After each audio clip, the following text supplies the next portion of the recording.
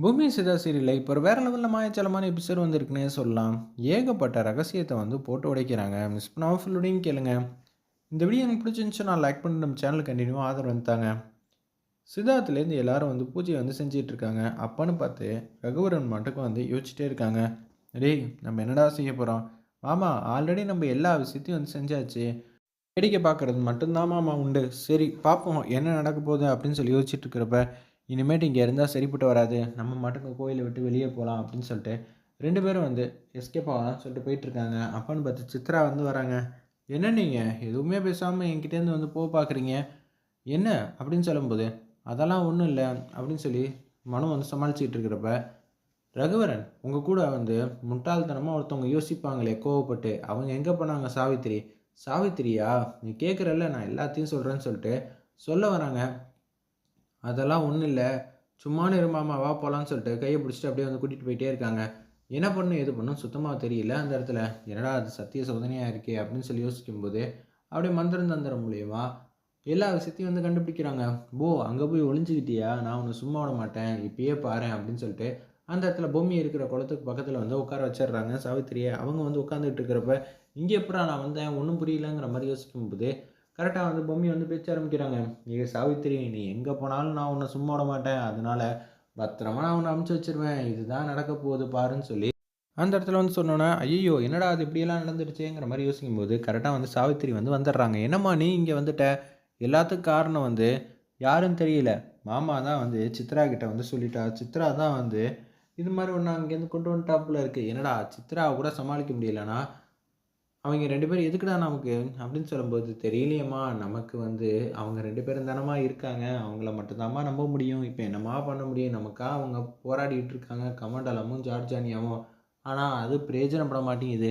அதனால தான் என்ன செய்யணும்னு தெரியாம இருக்கேங்கிற மாரி சொல்றப்ப, ராணி இங்க கொஞ்சம் தடுமாற்றத்தின் உச்சத்தில வந்து இருக்காங்க. ஒரு பக்கம் நாகசாகு வந்து அப்படியே பூஜை மேல பூஜை பண்ணிட்டு இருக்காங்க. பொம்மி வரப்போறாங்க போல இருக்கு. பொம்மி இருக்காங்கல்ல, அங்க வந்து ரெட் கலர் லைட் வந்து எரிஞ்சுகிட்டு இருக்கு. பொம்மி வந்து கொஞ்சம் பதட்டமா இருக்காங்க. என்ன ஆக போகுதுன்னு தெரியலையே அப்படின்னு சொல்லும்போது, விபூதிய வச்சு பூஜை பண்ணிக்கிட்டே இருக்கிறப்ப, பொம்மி எங்க இருக்காங்கங்கிற விஷயம் வந்து தெரிஞ்சிருச்சு நாகசாகுக்கு. அவங்கள வந்து அவங்க பக்கத்துல வந்து கொண்டு வந்துட்டாங்க போல இருக்கு. அப்படியே வந்து துணியெல்லாம் வந்து சுத்தி இருக்கு. திருப்பி வந்து பூஜை பண்ணிக்கிட்டே இருக்காங்க. பூஜை பண்ணிக்கிட்டே இருக்கிறப்ப, பொம்மி வந்து வந்துட்டாங்க. வேற லெவல்ல மாஸா இருந்துச்சுன்னே சொல்லலாம். இத்தன நாளா வந்து நம்ம எதுக்காக காத்துட்டு இருந்தோமோ, பொம்மிய வந்து திருப்பி அந்த கருப்பு சாரியில வந்து பார்க்குறோம். எக்ஸ்ட்ரானரியா இருந்துச்சுன்னே சொல்லலாம் அந்த சீன்லாம். உடனே வந்து பூஜை மேல வந்து பூஜை வந்து பண்ணிக்கிட்டே இருக்காங்க. நாகசாகுக்கே வந்து திணற ஆரம்பிச்சிருது. அந்த இடத்துல பூஜைய வந்து அவரால பண்ண முடியல.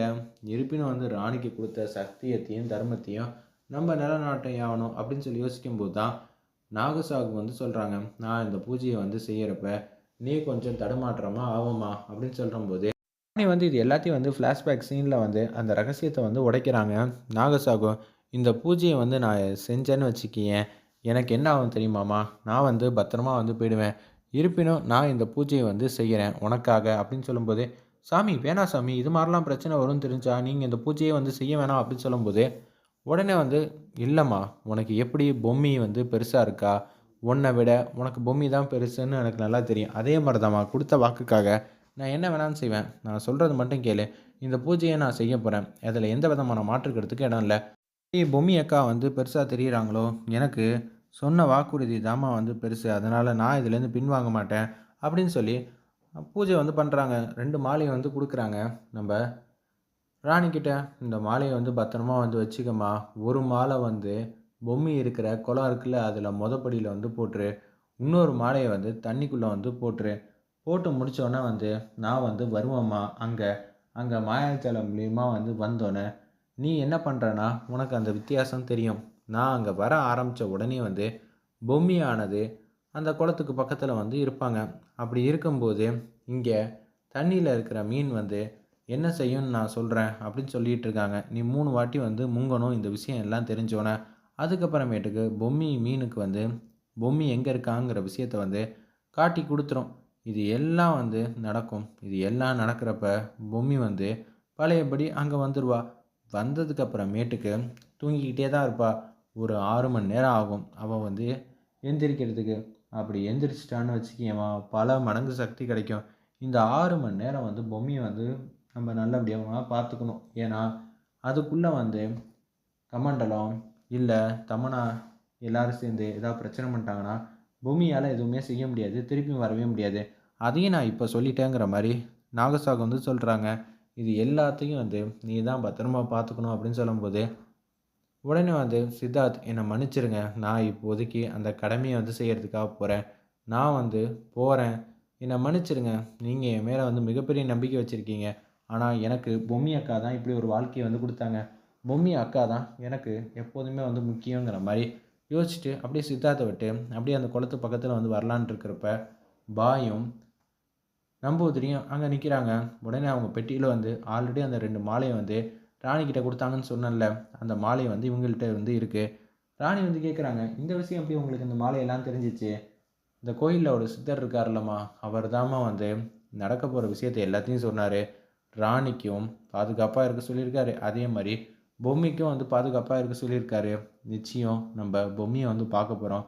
இத்தனை வருஷம் வந்து கடுமையான உழைப்புக்கு இப்போ நமக்கு பலன் வந்து கிடைக்க போகுது அப்படின்னு சொல்லி சந்தோஷமாக வந்து பேசிகிட்டு இருக்காங்க.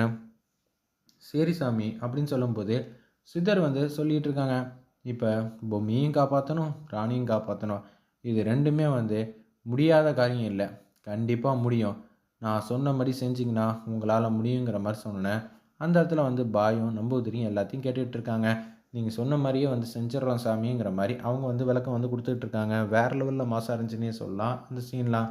பார்ப்போம், பொம்மி வந்து வரப்போகிறாங்க, இது எந்த விதத்துலேயும் வந்து சந்தேகம் இல்லை. பொம்மி வந்ததுக்கு அப்புறமேட்டுக்கு 6 மணி நேரம் பொம்மியை எப்படி இவங்க பார்த்துக்க போகிறாங்கன்னு ஒரு ட்விஸ்ட் இருக்கும். நிச்சயம் வந்து தமன்னா வந்து பொம்மியை வந்து கூட்டிகிட்டு போயிடுவாங்கன்னு தான் நினைக்கிறேன் அவங்க இடத்துக்கு. அப்படி இருக்கும்போது சித்தார்த்து காப்பாற்றுவாங்களா இல்லை ராணியை வந்து மாசா போய் காப்பாற்றுவாங்களான்னு வெயிட் பண்ணி